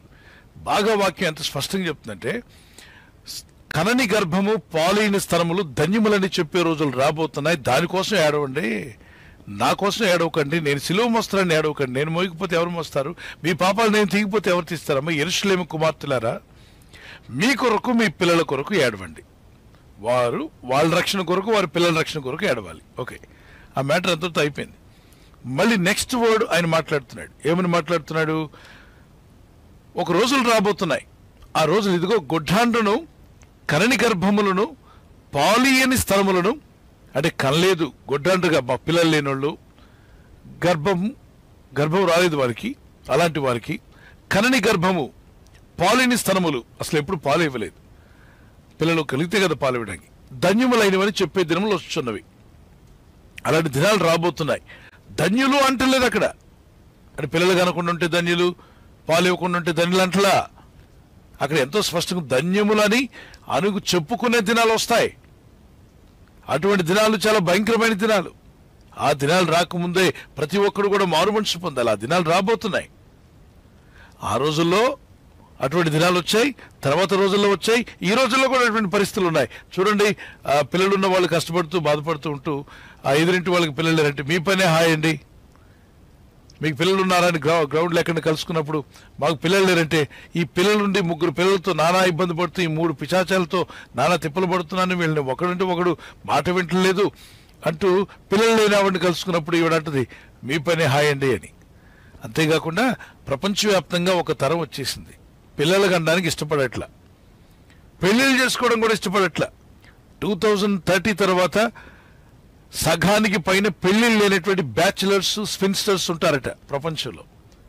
పెళ్లి చేసుకోవాలని ఆశ ఉండదు వీళ్ళకి, కానీ పెళ్ళైన తర్వాత చేసే పనులన్నీ చేస్తూ తిరుగుతారు వీళ్ళు. పెళ్ళైన తర్వాత భార్య భర్తలు చేసే ప్రతి పని కూడా చేస్తూ ఉంటారు రకరకాల మనుషులతో, కానీ వీళ్ళకి పెళ్లి మాత్రం వద్దు. ఎందుకంటే పెళ్ళి అంటే బాధ్యతతో కూడింది, రెస్పాన్సిబిలిటీ. పిల్లల్ని కనాలి, పిల్లల్ని పెంచాలి, ప్రేమను పంచాలి, పిల్లల్ని పెంచాలి, స్కూల్లో జాయిన్ చేయాలి, వాళ్ళ కోసం కష్టపడాలి. ఇలా వద్దట. అంటే స్వార్థప్రియులు అన్నాడు అంత్య దినాల్లో. అలాంటి దినాలు రాబోతున్నాయి. దేవుడు సంతానం ఇస్తున్నా వద్దనుకుంటున్న వాళ్ళు ఎంతమంది? ఆ ట్యాబ్లెట్లు మింగి, ఈ ట్యాబ్లెట్లు మింగి వచ్చిన గర్భధార చూడండి. మరి అనేక మంది ఆ ప్రెగ్నెన్సీని తీసేసుకుంటూ ఉన్నారు. మరి ప్రపంచంలో అనేక చోట్ల మనం చూస్తున్నాం కొన్ని మిలియన్స్ ఆఫ్ చిల్డ్రన్, ఇన్నోసెంట్ పిల్లల్ని ప్రపంచవ్యాప్తంగా చంపేస్తున్నారు. బిడ్డ పుట్టక ముందే 3 నెలలు బిడ్డని, 4 నెలలు బిడ్డని, కొందరు గర్భవతి అని తెలియక 5 నెలలు అయిన తర్వాత చంపేస్తున్నాడు ఉన్నారు. తెలుసుకున్న తర్వాత అమ్మ నేను తెల్ల అవ్వకూడదు, ఇష్టం లేదని చెప్పి. ఈ రోజుల్లో వస్తున్న వాళ్ళు అనేక మంది తెల్ల అవ్వడం ఇష్టం లేక వారికి దేవుడు బాడీలో పెట్టిన ఎగ్ని మాత్రం అమ్మేస్తారట, లేకపోతే ఎవరికో ఇస్తారు. అక్కడ వాళ్ళు ల్యాబ్లో దాన్ని డెవలప్ చేసి కన్సెప్షన్ ఫామ్ చేసి, ఇంతకుముందు నేను చూపించాను కదా, అటువంటి ఎన్నో వచ్చాయి. టెస్ట్ ట్యూబ్ బేబీస్ లాగా, లేకపోతే పురుషుల్లో నుండి స్త్రీల నుండి కలెక్ట్ చేసి వాటిని ఒక బిడ్డగా కలుగు చేసిన తర్వాత ఆ బిడ్డ మిషన్గా ఉంటుంది. మిషన్ కానీ ఇలాంటి గర్భసంచి ఎలా ఉంటుందో అదే వాతావరణం లోపల కలుగు చేస్తున్నారు. ఇప్పుడు ఎగ్స్ని ఇంక్యుబేటర్లో పెడుతున్నారుగా. కోడి పొదిగేది ఇంతకుముందు, కోళ్ళు పొదిగేవి. ఇప్పుడు పొదిగే కోళ్లను కోసుకొని తింటున్నారు. మరి ఎవరు పొదుగుతారండి? ఇంక్యుబేటర్, మిషన్లో పెడుతున్నారు. గుడ్లన్నీ తెచ్చి మిషన్లో పెట్టినట్లయితే ఇలా పెట్టడం, అలా పిల్లలన్నీ బయటకు వచ్చేస్తున్నాయి. గుడ్లు పెట్టడము, కొద్ది నిమిషాల తర్వాత పిల్లలు బయటకు వచ్చేస్తున్నాయి అప్పటికప్పుడే. అరే 21 రోజు పొదిగేటువంటి కోడి దాన్ని కోసుకొని తిని గుడ్లు మాత్రం ఇంక్యుబేటర్లో పెట్టి అలా బయటకు వచ్చేస్తున్నాయి. అంటే అంత్య దినాల్లో ఇలాంటి రోజులు రాబోతున్నాయా? సో పిల్లలు లేని వారు ధన్యులని చెప్పట్లా ప్రభు. అలా ఉండకూడదు అంటున్నాడు. పిల్లలుగా దేవుడు మీకు ఇస్తున్నప్పుడు కలిగి ఉండండి. సంతానం దేవుడు మీకు ఇస్తే కలిగి ఉండండి. దేవుని వాక్యం సెలవిస్తుంది కదా, ఆదాము అవ్వని మీరు ఫలించండి, అభివృద్ధి పొందండి అన్నాడు. సో మీరు ఫలించి అభివృద్ధి పొందడం, పిల్లల్ని పెంచి దేవుని మార్గంలో నడిపించడం, మీరు కన్నుమూయక ముందే మీలాంటి రూపాలకు దేవుని వాక్యమును, దేవుని పద్ధతిని నేర్పించి వారు దేవుని వాక్యాన్ని మోసుకుని వెళ్ళేలాగా, వారు ప్రభునకు సాక్షులుగా ఉండేలాగా ఖచ్చితంగా మీరు చేయాలి. అంత్య దినాల్లో అనేక మంది లోకస్తులు, దేవుని ఎరగని వారు, దేవుని మాటలు, దేవుని యొక్క పరిశుద్ధతను ఎరగనటువంటి వారు, దేవుని మనస్సును ఎరగని వారు, వాళ్ళు లోకం చెప్పిన మాట వింటారు. సరోగసి అని, సరోగేట్ అని, గర్భసంచి బాగున్నా కూడా పిల్లలను కనడానికి ఇష్టం లేక గర్భసంచిని అద్దెకి తీసుకునేవాళ్ళు. ఇంతమంది స్కూటర్ అద్దెకి తీసుకునేవాళ్ళు, సైకిల్ అద్దెకి తీసుకునేవాళ్ళు, కారు అద్దెకి తీసుకునేవాళ్ళు, ఇల్లు అద్దెకి తీసుకునేవాళ్ళు. ఇప్పుడు ఇవన్నీ కాకుండా బిడ్డను కనడానికి ఇంక్యుబేటర్ లాంటివి, ఒక గర్భసంచి లాంటిది, ఒక కృత్రిమమైన దాన్ని ఏర్పాటు చేశారు. స్త్రీకి సంబంధించిన యజ్ఞని, పురుషునికి సంబంధించినటువంటి అభిజాన్ రెండింటిని కూడా కలిపి కన్సెప్షన్ చేసి అందులో పెడితే అది నెమ్మదిగా ఎదుగుతుంది, బిడ్డ ఎదిగినట్టుగా ఎదుగుతుంది. ఎదిగిన తర్వాత ఒకేసారి దింపుతారు పిల్లలందరినీ. 10,000 మంది పిల్లలు ఒకే రోజు. అంటే కొద్ది రోజులు టైం ఉంటుంది. ఆ టైం దాటిన తర్వాత పిల్లలు తయారవుతారు. అది 8-9 నెలలు గర్భసంచులు అయితే, మరి వీరు తయారు చేసిన దాంట్లో 4 నెలల్లో రావచ్చు, 5 నెలల్లో రావచ్చు, మరి ఎన్ని నెలలు వస్తారో తెలియదు. కానీ మొత్తానికి పిల్లలందరినీ ఒకే రోజున 30,000 మంది, 40,000 మంది పిల్లలు, కోళ్ల ఫామ్లో కోళ్ళు వచ్చినట్టుగా. ఇది కృత్రిమము, ఇలా జరగబోతుందని ప్రభు ముందే చెప్పాడా? ఎస్, ఆ రోజుల్లో ఉన్నటువంటి యూదులకి చెప్పాడు. యేసయ్య చెప్పిన మాట ఈ రోజుల్లో ఉన్న వాళ్ళకి వర్తిస్తుంది. ఆ రోజుల్లో ప్రభు అన్నాడు, ఇద్దరు ఒక మంచం మీద పడుకుంటారు, ఒకరు ఎత్తబడితే ఒకరు విడవబడతారని. ఆ రోజుల్లో మా వాళ్ళకి చెందుతుంది, ఈ రోజుల్లో మనకి చెందుతుంది. ప్రభు రాక టైంలో అదే జరగబోతుంది. భార్యాభర్త ఇద్దరు ఒకే మంచమే పడుకుంటారు. నమ్మి ప్రార్థిస్తున్న భక్తుడైన భర్త కొనుపోబడతాడు.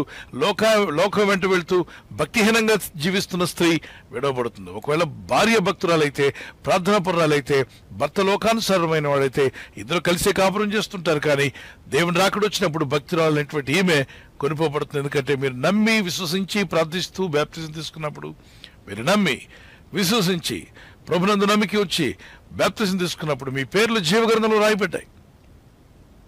మీరు ప్రభు యొక్క బిడ్డలై ఉన్నారు. కనుక కొనిపోబడతారు. ఆయన వస్తున్న సమయంలో ఒక దగ్గర తిరగట్రాయి రుబ్బుతూ ఉండగా మరో పక్కన నిద్రలో ఉంటారట. నిద్రలో ఉండేవారు తిరగట్రాయి రుబ్బడం అంటే పని చేస్తున్నారు, అవతల వాళ్ళు నిద్రపోతున్నారు. అంటే ఒకవేళ ప్రభు రాకడ వచ్చిందనుకోండి, వచ్చినప్పుడు భారతదేశంలో పగలనుకుంటే అమెరికా వాళ్ళకి రాత్రి, కాబట్టి వాళ్ళు నిద్రలో ఉంటారు, ఇక్కడేం పగలైన మనం పనుల్లో ఉంటాం. మనల్ని తీసుకెళ్తాడు, అక్కడున్న రక్షణ పొందిన అమెరికాలో కెనడాలో ఎక్కడున్న వారిని తీసుకెళ్తారు, రక్షింపబడిన వారిని, దేవునితో నడుస్తున్న వారిని. ఊరికే క్రైస్తవ దేశంలో ఉన్నంత మాత్రాన పరలోక రాజ్యానికి ఎవడు వెళ్ళడు. ప్రతి ఒక్కడు మారు మనసు పొంది రక్షణ పొంది యోహాను సువార్త 3వ అధ్యాయం నెరవేర్చాలి వారి జీవితంలో. God bless you. ప్రభు మిమ్మల్ని దీవించిన గాక. ప్రభు మిమ్మల్ని దీవించాలి మా ప్రార్థన.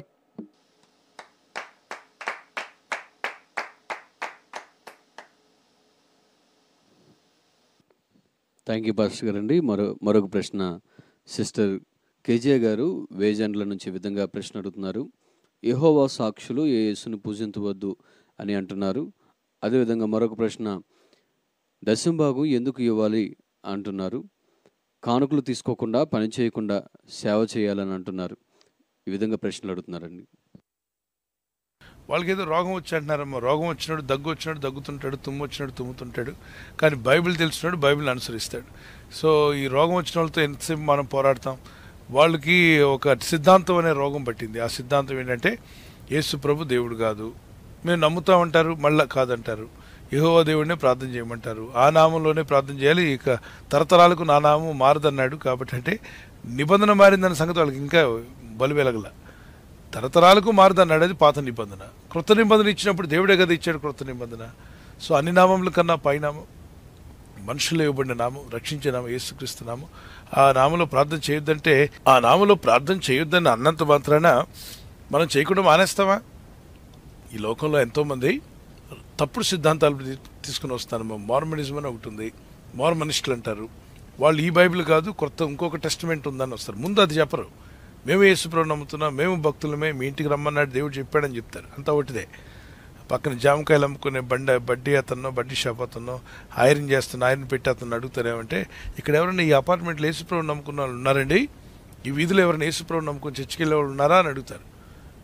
వాళ్ళకి మనం పరిచయం ఉంటాం కాబట్టి వెళ్తుంటారు. నా ఇంట్లో వాళ్ళు ఏ నెంబరు ఏ ఫ్లాటు చెప్తారు. వాళ్ళకి అనుకొని వచ్చి డోర్ కొడతారు. డోర్ కొట్టినంటే మనం అనుకుంటే ఎవరైనా మీరని అడుగుతాం. వాళ్ళు బైబిల్ పట్టుకొని, అవును మేము క్రైస్తవులని మీకు ఎలా తెలుసు, మీరు ఎప్పుడు మీ మొఖం మాకు తెలియదు, మేము తెలియదు అంటే, దేవుడు పంపించాడు, దేవుడు పంపలా. వీళ్ళు దేవుని పేరు చెప్పి అసలు మేము క్రైస్తవులని, మా ఇంట్లో ఈ ఇంట్లో క్రైస్తవులు అంటే మీకు ఎలా తెలిసింది, దేవుడే చెప్పాడు, కాదు జామకాయల బండి అని చెప్పాడని చెప్పరు, అబద్ధం చెప్తారనమాట. పక్కన ఇస్త్రీ పెట్టి ఆయన అడిగామా చెప్పరు, మనతో చెప్పరు. బడ్డీ షాప్ ఆయన అడిగాము, ఈ వీధిలో వాళ్ళని అడిగి వచ్చామని చెప్పరు, అబద్ధం చెప్తారు. వాళ్ళు ఏదో కూర్చొని ఒక్క మాట చెప్పి వెళ్తాం. అప్పుడు మీరు ఏం చెప్పాలంటే, మాకు చర్చ్ ఉంది, మాకు వాక్యం చెప్పే దైవజనులు ఉన్నారు, ఉదయం సాయంకాలం వాక్యోపదేశం మేము వింటున్నాము, మేము ఆత్మీయంగా ఎదుగుతున్నాము, వాక్యం తెలియని వాళ్ళు ఉన్నారు మా ఇంటి పక్క అయినా, ఏసై అంటే అసలు ఒప్పుకోట్లా, ఆయనకి వెళ్ళి చెప్పండి, ఆయనకు సువార్త చెప్పండి. ఈ ఫ్లాట్లో 10 ఫ్లాట్లో ఉన్నటువంటి వాళ్ళంతా ప్రభుని నమ్మలా, వాళ్ళకి చెప్పండి. మీ దగ్గర సత్యం ఉంటే, మీ దగ్గర నిజమైన వాక్యం ఉంటే, మీరు చెప్పే సత్య సువార్త నిజమైనదైతే, శక్తి కలిగిందైతే, చర్చికి వెళ్ళిన వాళ్ళకి వెళ్ళి చెప్పండి. వాళ్ళందరినీ మీ చర్చికి తీసుకువెళ్ళండి, చక్కని బోధ మాట్లాడండి, సత్యాన్ని బోధించండి, సంఘాన్ని కట్టుకోండి. చర్చికి వెళ్ళే వాళ్ళని ఎందుకు చెరుపుతారు అంటే, వీళ్ళందరూ కూడా వీళ్ళ టార్గెట్ ఏంటంటే, చర్చికి వెళ్ళేవాడికి వెళ్ళనోడికి చెప్పలేడు, ఎందుకంటే చెప్పు పట్టుకొని కొడతాడని తెలుసు. వీళ్ళ దగ్గర సత్యం లేదని కూడా సంగతి కూడా తెలుసు వీళ్ళకి. కానీ వీళ్ళ మైండ్లో ఆ విధంగా ఫీడ్ చేశారు కాబట్టి, వీళ్ళ ఇంటింటికి వెళ్ళి యేసు పరలోక రాజ్యంలో ఇంకో తల్లి ఉందని ఒక బోధ, పరలోకమందున్న మా తండ్రి అని మనం ప్రార్థన చేస్తే, వీరు పరలోకమందున్న మా తల్లి అని ప్రార్థన చేసే కొరియా వాళ్ళ దగ్గర ట్రైనింగ్ అయిన మన పిల్లలు బయలుదేరి ఇంటింటా తిరుగుతూ చేస్తున్నారు. ఏం చెప్పాలి? అది ఎవరింటికి వెళ్తారు? అన్యుల ఇంటికి వెళ్ళొచ్చుగా, ప్రభుని ఎరగని వారింటికి వెళ్ళండి పోని. ఇప్పుడు చదువుకున్న వాడి దగ్గరికి వెళ్ళి మేము చదువు చెప్తామంటే ఎలా ఉంటుంది? ట్యూషన్కి వెళ్ళే వాడి దగ్గరికి వెళ్ళి మేము కూడా ట్యూషన్ చెప్తామంటే, ఆల్రెడీ ట్యూషన్ పెట్టాం, వాడు ట్యూషన్ చదువుతున్నాడు, స్కూల్కి వెళ్తున్నాడు, మా స్కూల్కి రండి, మా ట్యూషన్కి రండి. ఎందుకు? ట్యూషన్ లేనివాడు, చదవని వాడు, స్కూల్ ఫీజు కట్టలేని వాడు బోల్డ్ మంది ఉన్నారు. వాళ్ళకి వెళ్ళి చెప్పేళ్ళు, సువార్త వినని వారు, సువార్త తెలియని వారు ఉన్నారు. వాళ్ళకి చెప్పు, నిజంగా నీ దగ్గర సత్యం ఉంటే వాళ్ళకి చెప్పేళ్ళు. యెహోవా సాక్షులు కానీ, లేకపోతే మార్మనిస్టులు కానీ, లేదా యేసు మరి పరలోకమందు తల్లి ఉందని చెప్తున్న కొరియా బోధ కానీ, ఇంకెన్నో ఎంతోమంది ఉన్నారు. సెవెంత్ డే అడ్వెంటిస్టులు చాలామంది ఉన్నారు. సో రకరకాల సిద్ధాంతాలు, కాల్వినిజం అని ఉంది, చెప్పుకుంటూ ఉంటారు. వీళ్ళు చర్చికి వెళ్ళే వాళ్ళని ఎందుకు చెడగొడతారు? చదువుకునేవాడికి చదువు చెప్తారా మీరు? స్కూల్కి వెళ్ళని వాళ్ళకి చదువు చెప్తే అర్థం ఉంటుంది. రక్షింపబడని వారికి, చర్చికి వెళ్ళని వారికి, వాక్యం తెలియని వారికి వెళ్ళి చెప్పండి. Okay, God bless you. Praise the Lord. వాళ్ళు ఏవో చెప్తుంటారు, మా వింటూ కూర్చుంటాం. మనం చెప్పాలి, మాకు వాక్యం ఉంది, ప్రార్థన ఉంది, దైవ సేవకుడు ఉన్నాడు, దైవజనులు ఉన్నారు, మాకు రక్షణ లేని వారికి చెప్పమని చెప్పండి. God bless you. Praise the Lord. Thank you pastor గారు. తర్వాత ప్రశ్న బ్రదర్ మధు గారు భీమవరం నుండి ఈ ప్రశ్న అడుగుతున్నారు. శుక్రవారం అన్యులు వాళ్ళ కార్యక్రమాలు జరిగిస్తారు కదా, అలాగే శుక్రవారం ప్రభువుని ఆరాధించాలని బైబిల్లో ఎక్కడైనా ఉందా? ఆదివారం అంటే ప్రభు దినం కనుక ఆరాధిస్తాం, మరి శుక్రవారం ప్రభువు సిలువ వేయబడ్డాడు కాబట్టి ఆరాధిస్తామా అనేటువంటి సందేహాన్ని సహోదరులు భీమవరం నుండి అడుగుతున్నారండి. శుక్రవారం ఆరాధించాలనే కమాండ్మెంట్ ఏమి లేదు. ఆదివారం మాత్రం ప్రభు యొక్క పునరుద్ధాన దినం కాబట్టి ప్రభుని స్తుతించి ఆరాధించి గణపరిచినట్టు అపోస్తుల కార్యాల్లో సంఘ ప్రారంభంలో ఉంది, నేటికి కూడా సాగుతుంది. ప్రభు రాకడ వరకు ఆదివారాల్లో ఆరాధన, వాక్యము, పరిచర్య జరుగుతూనే ఉంటుంది. ఓకేనా? శుక్రవారాలు గల్ఫ్ కంట్రీస్లోకి వెళ్తే వాళ్ళకి ఫ్రైడేనే హాలిడే కాబట్టి అన్ని సంఘాలు సుమారుగా 160 భాషల్లో మాట్లాడే వారందరూ ఒకే చర్చ్ సెంటర్లో ప్రార్థనలు చేస్తూ ఉంటారు. వాళ్ళ భాష టైంలో ఒక్కొక్కరికి 1 అవర్ తీసుకొని రెంటెడ్ హాల్స్లో ప్రేయర్స్ చేస్తుంటారు. మరి గల్ఫ్లో ఎక్కడున్నా సరే, కువైట్ కావచ్చు, మరి అన్ని నేషన్స్లో వాళ్ళు శుక్రవారం సెలవు కాబట్టి ప్రార్థనలు బాగా గడుపుతారు. ఆదివారం ఎట్లా అయితే మనం ఆరాధనలు చేస్తామో అంత బాగా చేసుకుంటారు. సంఘాలు, విశ్వాసులు అందరూ కూడుకుంటారు అక్కడ. సో ఇక్కడ ప్రతిదినము చేయమని, నిత్యము ప్రార్థన. ఇప్పుడు ఆదివారం ఒకరోజు 7 రోజులకు ఒకసారి చేస్తానా? కాదు, నిత్యము ప్రార్థించాలి. క్రైస్తవుడికి ప్రార్థన ఎన్నాళ్ళు చేయాలి, బైబిల్ ఎన్నాళ్ళు చదవాలి అని ఒక భక్తుడు అడిగితే, దేవుని శిష్యుడైనటువంటి గొప్ప సేవకుడు చెప్పిన మాట ఏంటంటే, నువ్వు ఎన్ని రోజులు భోంచేస్తావో అన్ని రోజులు ప్రార్థన చేయి, బైబిల్ చదువు. ఎన్ని రోజులు భోంచేస్తావో అన్ని రోజులు బైబిల్ చదువు. భోజనం ఆపేసినప్పుడు బైబిల్ చదవడం ఆపే. రోజుకి ఎన్నిసార్లు చేస్తారు భోజనం? బ్రేక్ఫాస్ట్ కావచ్చు, లంచ్, డిన్నర్, చెప్పండి. 3 పూటలు ఒకసారా? 3 సార్లు. మధ్యలో స్నాక్స్ తింటుంటారుగా?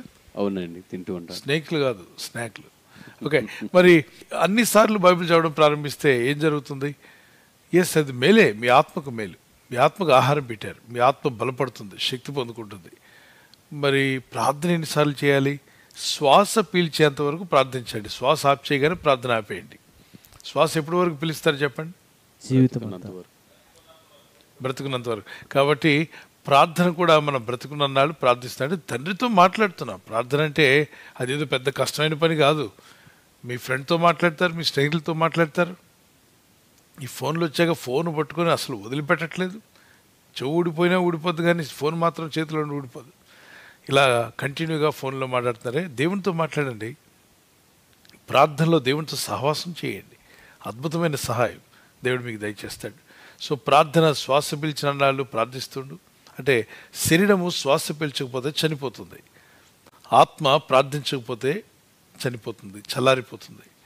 కాబట్టి ప్రార్థన నిత్యము చేయండి. 1 తెస్సలోనికే 5:16-18 వరకు ప్రార్థన విసుగకుండా నిత్యము ప్రార్థించాలని, ప్రే వితౌట్ సీజింగ్ అన్నాడు. మరి విసిగిపోకుండా ప్రార్థించమని లూకా 18:1-9 వరకు మరి ఎక్కడ విసిగిపోకుండా ప్రార్థన చేయమన్నాడు. ఎడతగిన ప్రార్థన, విసిగిపోకుండా చేసే ప్రార్థన, పట్టుదలతో చేసే ప్రార్థన. రోమపత్రిక 12:11-12 ప్రార్థనలో పట్టుదల గలవారే ఉండండి. ఆసక్తితో చేసే ప్రార్థన. అపోస్తల కార్యం 12:5-10 ఆసక్తితో సంఘమంతా ప్రార్థించారు. ఆత్మలో చేసే ప్రార్థన. అపోస్తలు 4:31, 1 కొరింథీ 14:15 మరి యూదా పత్రిక 1:20-23 వరకు పరిశుద్ధాత్మలో ప్రార్థన చేయుట. సో యుక్తంగా ప్రార్థించుట ఆత్మదేవుడు మీకు నేర్పిస్తాడు. పరిశుద్ధాత్మను అడగండి, యుక్తమైన ప్రార్థన. మరి ఏ రోజు ఆరాధించాలంటే ప్రతి బ్రతికున్నాళ్ళు మనం దేవుని ఆరాధిస్తూనే ఉంటాం. కానీ సంఘముగా కూడుకున్న సంఘటనలు 20వ అధ్యాయం అపోస్తలు 7వ వచనంలో ఆదివారము కూడుకున్నట్టుంది. 1 కొరింథీ 16వ అధ్యాయం 1-5 వరకు ఆదివారమున ప్రతి సంఘము కూడా కొంత సొమ్ము వారి యొద్ద నిల్వ చేసి ప్రతి ఆదివారం ప్రభు సన్నిధికి వచ్చినప్పుడు కానుకలు పరిశుద్ధుల చందా విషయమై అని చెప్పి అన్నాడు. సేవ జరగడానికి, పరిచర్య జరగడానికి కానుకలు ఇచ్చేవారు. ఆదివారం రోజున ప్రార్థన, అలాగే ఆదివారం రోజున బల్ల తీసుకునేవాళ్ళు.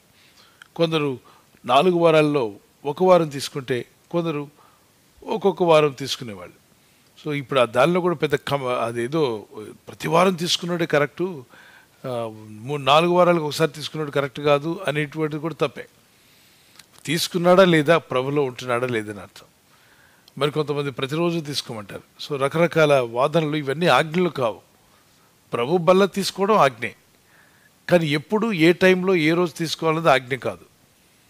ప్రభు బిడ్డలుగా మనం ఎప్పటికైనా తీసుకోవాలి అని చెప్పి సంవత్సరాల తరబడి ఆగిపోవడం మంచిది కాదు.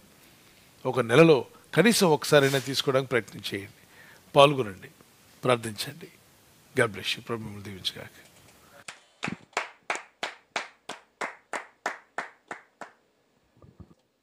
థ్యాంక్ యూ పాస్టర్ గారండి.